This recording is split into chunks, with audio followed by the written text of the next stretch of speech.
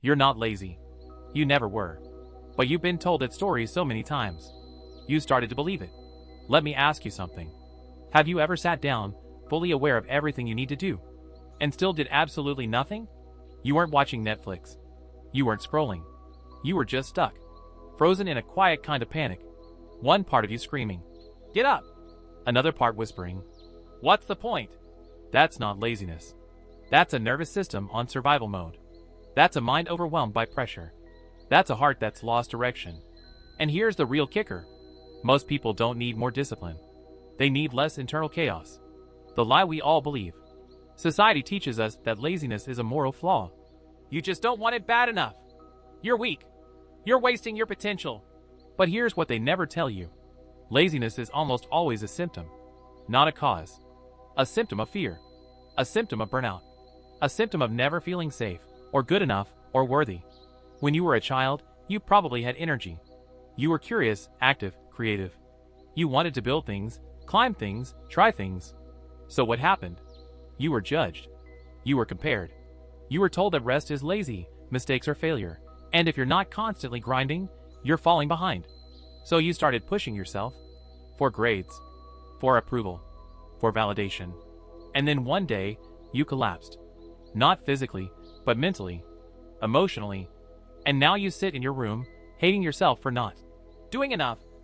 When in reality, your system is just tired of living in survival mode. Laziness equals emotional exhaustion. Let's break this down. When you feel lazy, what's actually happening? You can't focus. You avoid small tasks. Everything feels heavier than it should.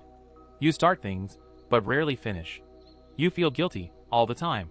You wait for the perfect mood that never comes. Sound familiar? These are not flaws in your personality.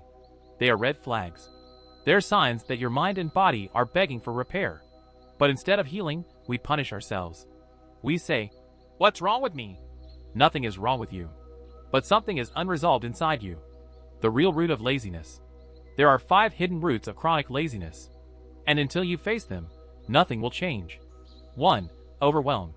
Your brain isn't lazy, it's overloaded. You're juggling too many tabs in your head. Projects, worries, guilt, social pressure. And when the brain hits overload, it shuts down. 2. Fear of failure.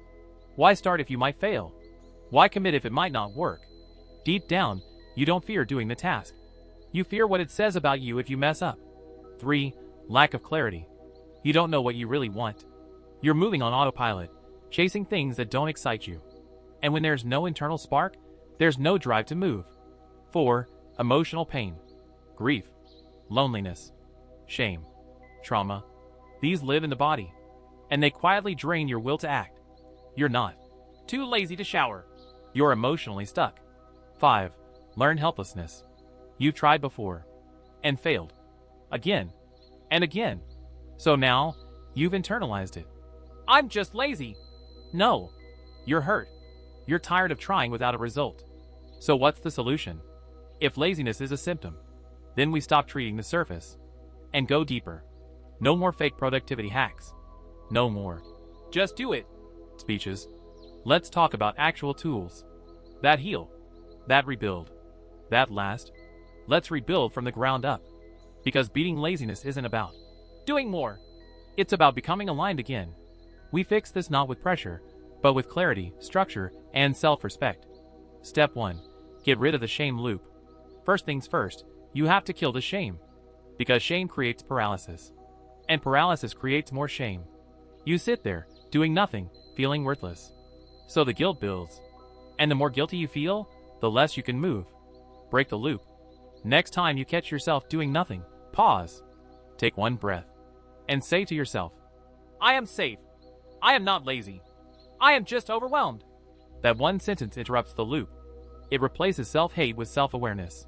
You'll be shocked how powerful it is. Step 2. Make it stupidly simple. Most people don't act because the task feels too big. Not hard, just big. It's like looking up at a staircase with 300 steps. So here's what you do. Choose one thing. Make it tiny. Make it obvious. Do it immediately. Don't say, "I'll clean my room." Say, "I'll throw away this one wrapper." Then stop. And notice how your brain wants to keep going. Momentum always starts small. You don't need a 4-hour work session. You need 4 minutes of commitment. Step 3. Move before you think. Your thoughts are liars when you're tired. They'll say, "Not now, I'll do it later. I don't feel like it." But feelings follow action, not the other way around. So here's the move. Don't argue. Just move. Stand up. Walk across the room. Open your laptop. Touch the pen. Trigger momentum before your mind has time to talk you out of it. This kills 80% of procrastination in seconds. Step 4. Rebuild your identity. If you keep calling yourself lazy, your brain will keep proving you right. You need a new self-story. A new label. Because humans always act in alignment with their identity. Start telling yourself, "I am someone who finishes things. I am someone who takes small steps every day." Say it before it's true. Say it when you don't believe it. Say it until your actions catch up. Change doesn't start with effort. It starts with who you believe you are. Step 5. Create a finish line feeling. You know why games are addictive? Because they give you instant feedback. You score. You level up. You win. But in real life, most people work for days, weeks, months, with no feedback. No reward. No ding. So your brain stops caring. Here's the fix. After every task, give yourself a small win. Cross it off a list. Say, "Done," out loud. Stand up and stretch. Play a 10-second victory sound. Literally say, "I did it." It may sound silly, but your brain craves completion. Don't wait for big goals to celebrate. Celebrate now.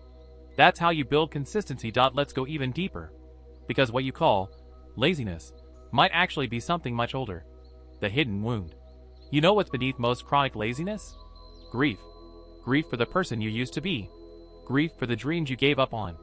Grief for the version of you that tried and got hurt. Somewhere along the way, you stopped trusting yourself. You started believing that no matter how hard you try, you'll never be that person.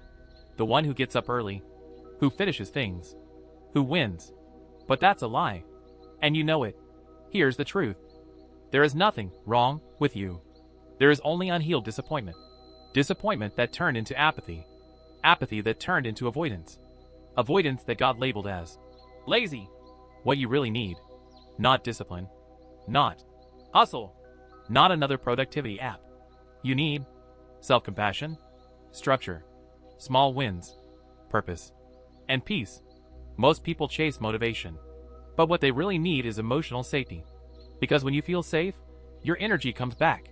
When you feel accepted, your brain starts to move again.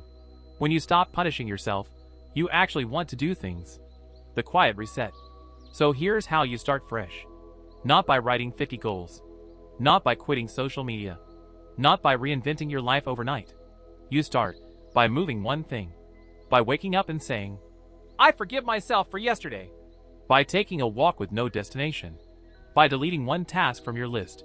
Because you don't need to prove anything today. You start small. You stay kind. And you keep showing up. Not for the hustle. Not for perfection. But because life feels better when you're in motion. Final words. If you've been feeling stuck, it's okay. If you've wasted days, weeks, even years, it's okay. If you've been hard on yourself, that stops today. Because you're not lazy. You are alive. You are capable. You are healing. And you are finally coming back to yourself. One step. One breath. One real day at a time. Call to action optional. If this video spoke to you, don't just keep scrolling. Comment with one thing you're going to move today, even if it's just your body out of the bed. And if you know someone who calls themselves lazy, send this to them. Because the world doesn't need more productivity. It needs more people who are free.